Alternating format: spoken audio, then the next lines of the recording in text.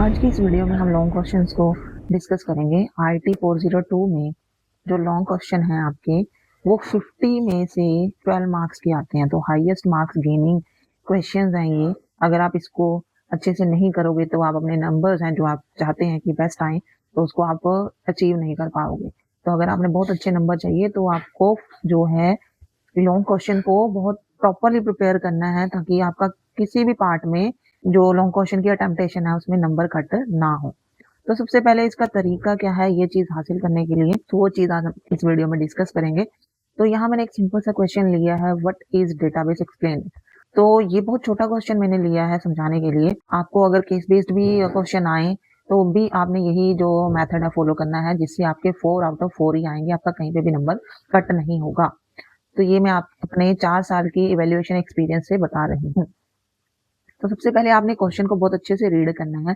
जैसे what is database, ये तो एक सिंगल छोटा सा क्वेश्चन है जिसमें क्लियरली दिख रहा है कि डेटाबेस के बारे में पूछा गया है। तो आपने मेन, हमेशा क्वेश्चन में मेन क्या पूछा जा रहा है, किस चीज के बारे में पूछा जा रहा है, वो पॉइंट आपने निकाल लेना है। तो यहाँ पे मेन पॉइंट है डेटाबेस। तो हमने डेटाबेस को लेके ही ये सारा क्वेश्चन है जो एक्सप्लेन करना है। तो सबसे पहला आएगा जी इसका इंट्रो पार्ट। आपने लॉन्ग क्वेश्चन में हमेशा मेन पॉइंट निकालने के बाद उसकी इंट्रोडक्शन लिख देनी है, बेसिक चीजें उसके बारे में लिख देनी है। व्हाट इज डेटाबेस इसमें आएगा, क्या है डेटाबेस, तो आपने उसके बारे में एक्सप्लेन कर देना है। वो एक्सप्लेन करने के बाद नेक्स्ट पॉइंट आपका आएगा कि इसमें आपने टाइप्स लिखनी है, क्योंकि अभी हम इसमें हर एक चीज डेटाबेस के बारे में लिखेंगे क्योंकि उसको एक्सप्लेन करने के बारे में बोला गया है। तो नेक्स्ट टाइप्स आएंगे। टाइप्स में आपने डायरेक्टली पॉइंट लिख के उनको आंसर नहीं कर देना है, आपने फ्लो चार्ट बनाना है।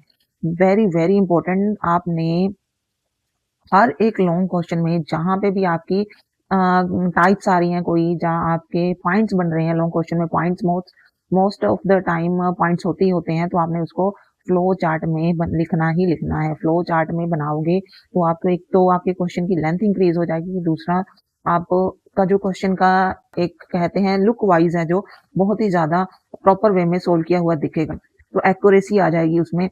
तो आपने पॉइंट्स को हमेशा फ्लो चार्ट में बनाना है। तो उसके लिए आप हमें clouding is a simple method, आप क्लाउड्स में लिख सकते हो। क्लाउड बना के आपने उसमें बीच में पॉइंट्स हैं जो आपने हाईलाइट कर देने हैं। जैसे क्लाउड बनाया और उसमें लिख दिया फ्लैट फाइल, और मैंने इसको क्लाउडिंग में कर दिया। तो ये हाईलाइट होके इसके पॉइंट्स हैं जो दिखेंगे। नेक्स्ट हम अगर सीक्वेंस में है तो आप एरो इंडिकेट करके नेक्स्ट नीचे और क्लाउडिंग आपको कर सकते हो। ये था कि आपने फ्लो चार्ट में पॉइंट्स को एक्सप्लेन कर दिया। उसके बाद आपने क्या करना है, जब आप इन पॉइंट्स को एक्सप्लेन करने के लिए जाओगे तो हमेशा जो पॉइंट आप लिख रहे हो, जिस पॉइंट का हेडिंग आप लिख रहे हो, उस हेडिंग को भी आपने हाईलाइट करना है प्रॉपरली। उसके बाद उसकी एक्सप्लेनेशन है जो नेक्स्ट लाइन में स्टार्ट करनी है, जिससे क्या है आपके जो पॉइंट्स हैं उनके हेडिंग प्रॉपरली दिखेंगे, जिससे समझ में देखने में ही पता चल जाएगा कि बच्चे को कितनी नॉलेज है इस क्वेश्चन के बारे में। और नीट एंड क्लीन लिखा होगा तो ऑब्वियसली है उसकी एक्यूरेसी और बढ़ जाती है और पॉइंट्स कट नहीं होंगे किसी भी पार्ट पे। तो इस तरह से अगर आप इस मेथड्स को फॉलो करके अगर आप किसी भी सब्जेक्ट में लॉन्ग क्वेश्चंस को करते हो तो आप हमेशा हाईएस्ट मार्क्स गेन करोगे, कहीं भी पॉइंट कट नहीं करेगा एवेल्युएटर आपका। तो आई होप ये वीडियो आपके लिए यूजफुल होगी। Thank you.